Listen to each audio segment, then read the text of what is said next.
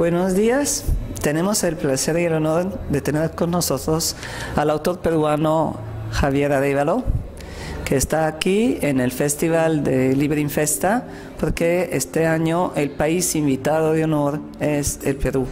Y él está aquí como representante de este país, tanto como persona, con su cultura, tanto como escritor para niños, y no solamente para niños. Pero primero le vamos a dar la palabra para que él mismo nos diga quién es y cómo le nació el placer para escribir para niños y el placer y el amor a la literatura. Bueno, para mí fue una cosa muy natural. Mis padres siempre me compraron libros. Yo a los 12 años tuve claridad de que escribía y que me encantaba escribir, y a los 14 simplemente decidí ser escritor. No me había propuesto nunca ser o escritor para niños o para adultos. Yo sencillamente jugaba a escribir, como cuando era niño jugaba con mis juguetes. La única diferencia es que a partir de los 14 las palabras se convirtieron en mis juguetes y me metieron en un mundo que era un laberinto, una aventura, y descubrí que podía vivir aventuras en la vida real, pero aventuras muchísimo más complicadas, complejas y emocionantes en la ficción. Muchas gracias. Y cuéntanos, porque nosotros somos bastante curiosos de saber cómo está la situación por allá, o cómo era y qué cosa está cambiando. Así, ¿qué tal era el panorama peruano en términos de literatura, de producción de literatura para niños, literatura infantil y juvenil? ¿Y cuál era el panorama de la situación en los colegios, de la capacidad lectora de los niños? Ahora tú estás acá y creo que tienes más o menos una idea de cómo estamos trabajando nosotros. ¿Qué ha pasado ahí? Bueno, en Perú tenemos un grave problema. Cada vez que nos evalúan en términos internacionales, quedamos en el penúltimo lugar en el mundo en comprensión lectora, en desarrollo de capacidades matemáticas.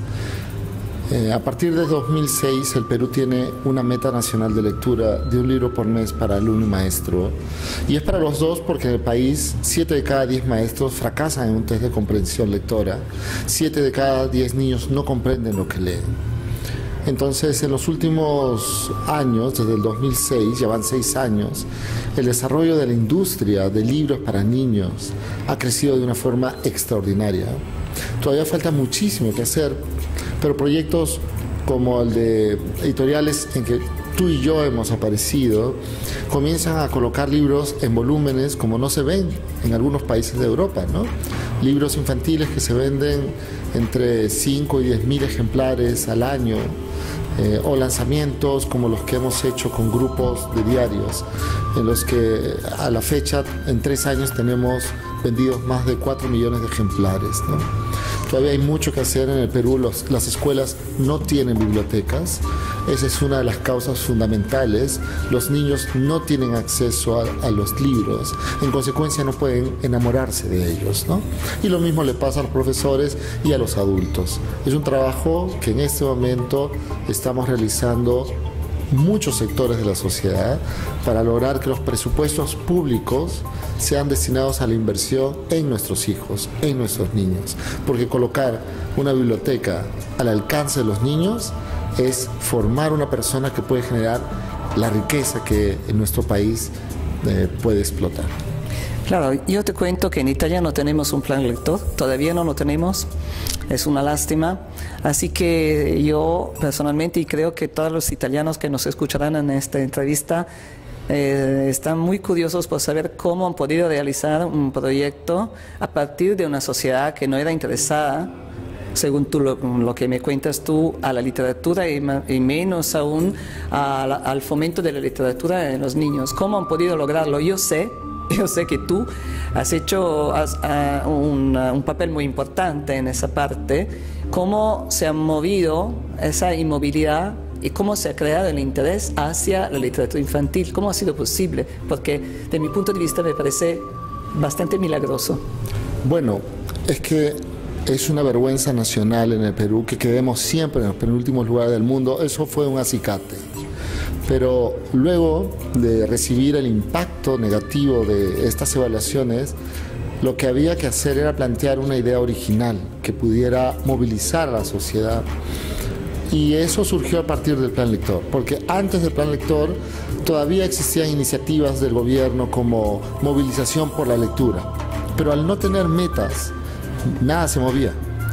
En consecuencia, una meta te establece un lugar a donde vas a llegar, ¿no? Porque es muy fácil decir, ay, qué bonito hay que leer. No, pero si tú fijas cuánto, entonces obligas a la sociedad a enfocarse, a animar a leer. Que ese es el otro trabajo que tenemos que hacer. En una sociedad en la que no hay animadores de lectura, no hay lectores adultos, es muy difícil que los niños lean.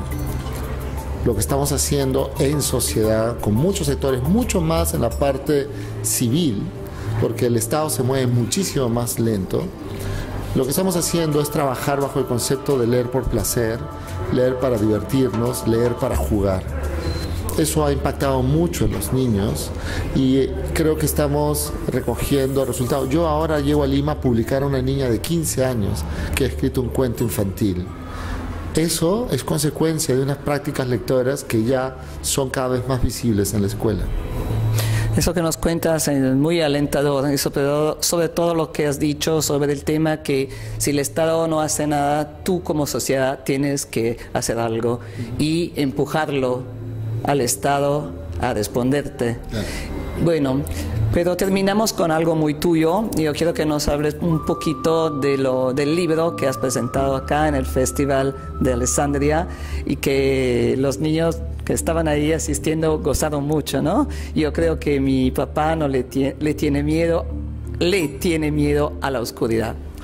Bueno, este es un cuento de un personaje que primero nació en una novela infantil, un policial que se llama, creo, El misterio del pollo en la batea.